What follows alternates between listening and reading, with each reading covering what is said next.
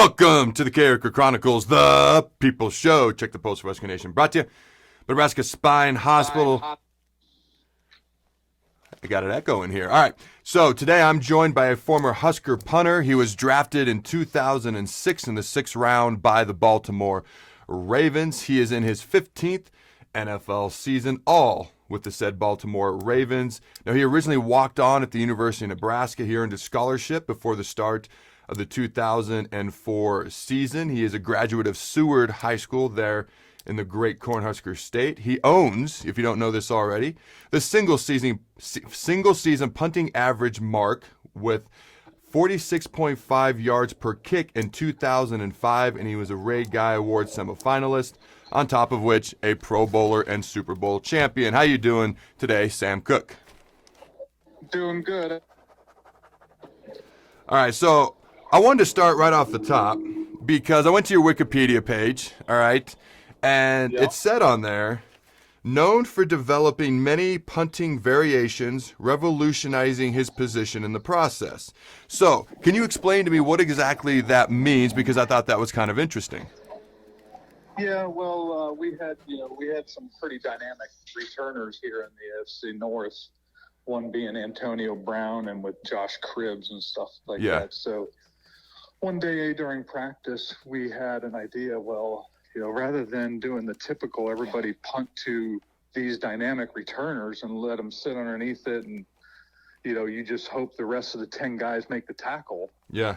Let's try to keep it away from him. So we started playing with different types of punts, and we debuted it. I think it was 2011 when we first kind of started doing all these different punts. And the first big time we showed it on the big stage was like Sunday night against Pittsburgh, and we just kind of punted away from Antonio Brown, got it on the ground, got it rolling, and he didn't want anything to do with it. So from that point on, it kind of evolved into numerous other punts, and the way we approach a game is totally different than what we used to. So just watching Monday night, we had a couple that we kind of do where kind of go opposite, try to get these returners thinking, and have them make a play or have them make a decision on what they want to do, rather than knowing from the get-go that all they're going to have to do is sit underneath the hang time punt and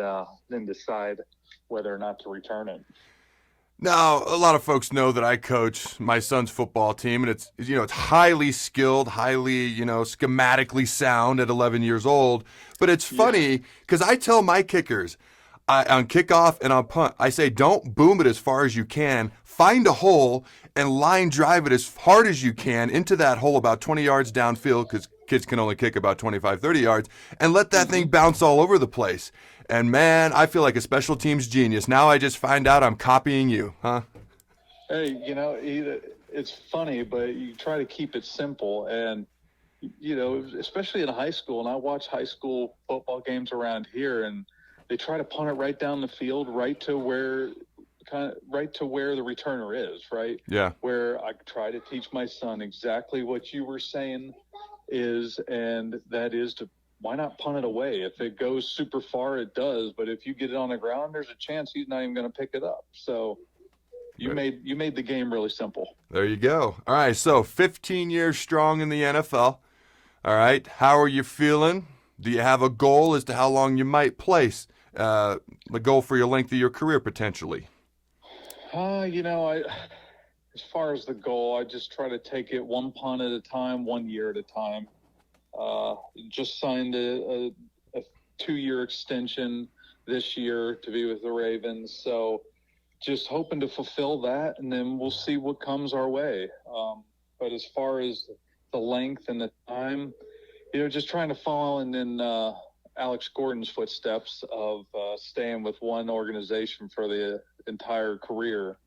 And, once again, a huge congrats to him. We were texting today, and what a good dude. So just super happy for him, and hopefully he enjoys retirement. But, as far as how many years, haven't really thought about that. 1 year at a time, and we'll see where it leads. There you go. That's the appropriate attitude. And I'm actually a big fan of your head coach, Jim Harbaugh. So when I was released by the Redskins, I was hurt. I was trying to come back and get on a team and get some tryouts. And, I would text with some GMs and coaches and, they'd always text you back. But he was the one guy that would keep the conversation going, and he had no reason to. We'd never really met. Probably wasn't going to be on the team. Probably wasn't going to get a tryout. Although he wanted me to have one. The GM shut it down. Ozzie Newsome, is that right? Yeah, he shut it down. But he was always really nice, responsive, cordial, kept the conversation going. So ever since then, I've been a big fan of your head coach, Jim Harbaugh, there. Yeah, well, make sure we get it. It is John. Jim I'm sorry, I can't even say his Michigan. name right. I apologize. John That's Harbaugh. all right. It's that big John Jim Harbaugh. thing, My bad. We're not It's such a all big good, fan of but- Jim at Michigan, so let's clear that up. That is true.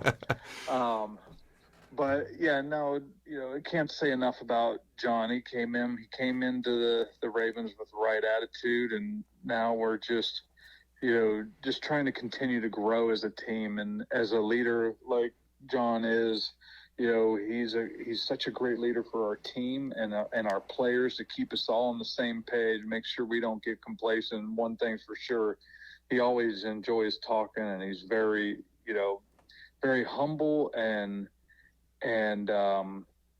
very gracious for what he's able to do in this league. Absolutely. So fans are always like, hey, what's it like to play with this guy or this particular guy? And obviously you've been in the league for a long time. You've been at Baltimore for 15 years. We talked about a very long time in the same spot, which is pretty impressive. But what's it like to play with the guy? What was it like to play with a guy like Ray Lewis? What was he like in that locker room? And did you ever bring up the 95 Orange Bowl to him by chance? Never brought up the 95 Orange Bowl. All right. It is one of those things that you just kind of, as he always said, we just kind of move on. Yeah. It's always the next play. It's always the next game. But what an amazing guy. First off, you didn't even know he was in the locker room half the time because he was just as quiet as can be.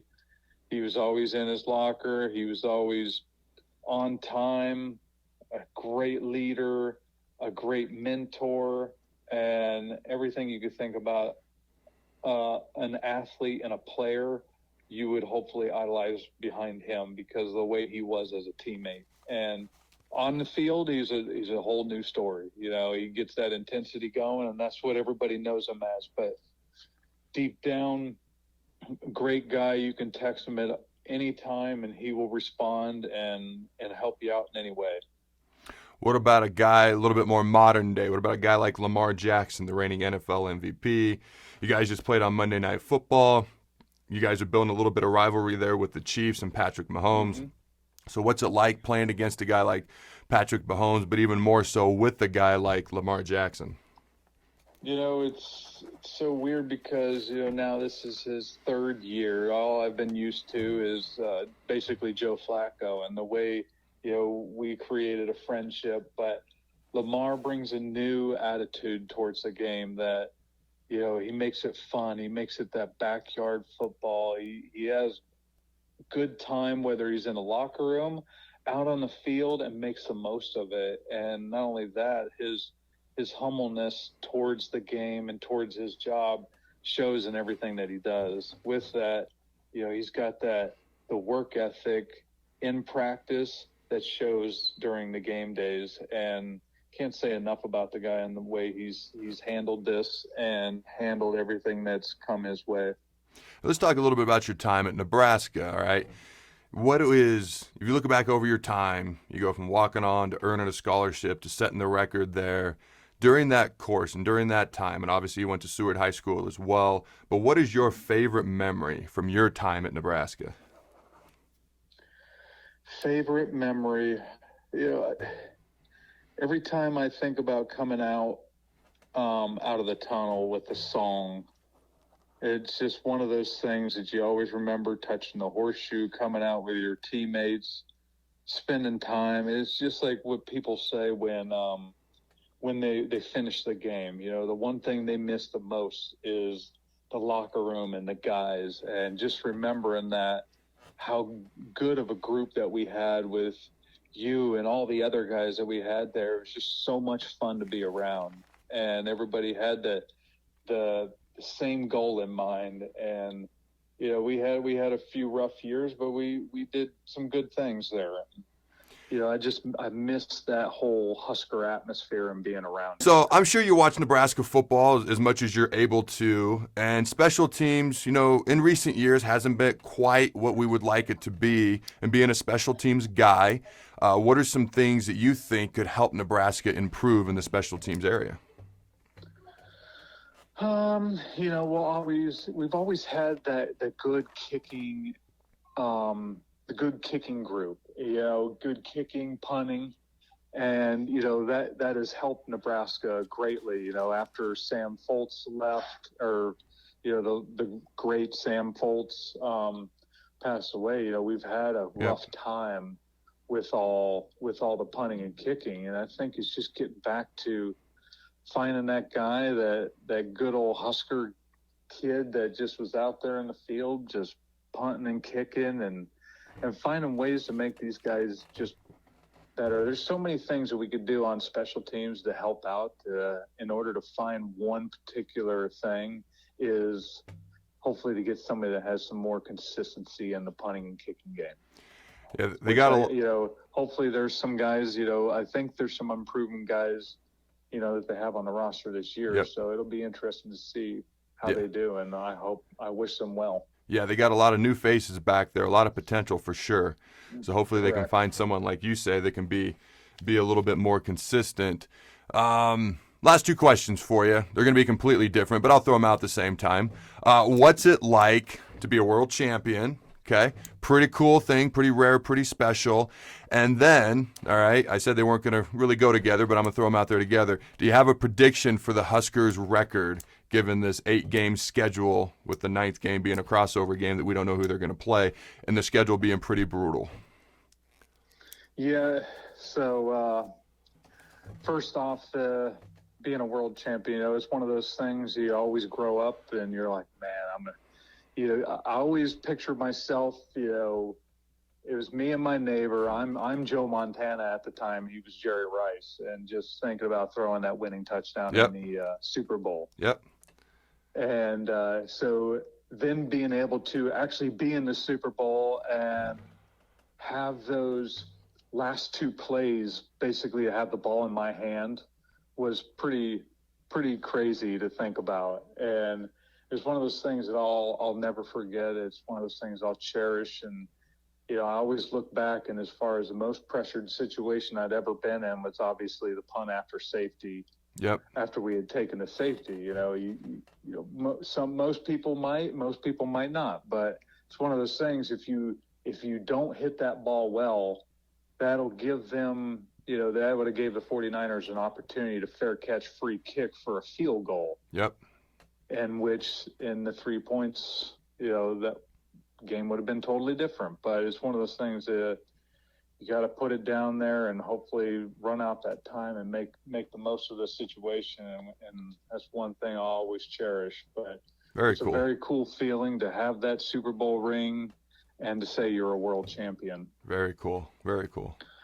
But as far as the Huskers, I'm always rooting for the Huskers, always looking forward to their games. I would like to say they're going to be 8-0 this year. We know they have a tough schedule, but let's be realistic, and hopefully they come out 6-2. I think people would be pretty happy with that. All right. Absolutely. I think everybody would be. But, I love what Scott Frost does there, and I love what everybody is doing there, and I'll look forward to this season and what these guys bring to the table. All right, man. Well, I appreciate you joining me. We hadn't talked in a lot of years, so it was good to catch up with you. So I appreciate you joining me, and good luck the rest of the season. I appreciate it, Adam. Great talking. Hope the family's well, and we'll text later. All right, sounds good, man. Until next time, Husker Nation, go big red, and always remember, throw the bones. Thanks again to our sponsor, Nebraska Spine Hospital. Ladies and gentlemen, when it's your spine, you do not want to mess around, and experience matters. That's why you can trust the experts at Nebraska Spine Hospital, the region's only spine-specific hospital. They are the best at what they do.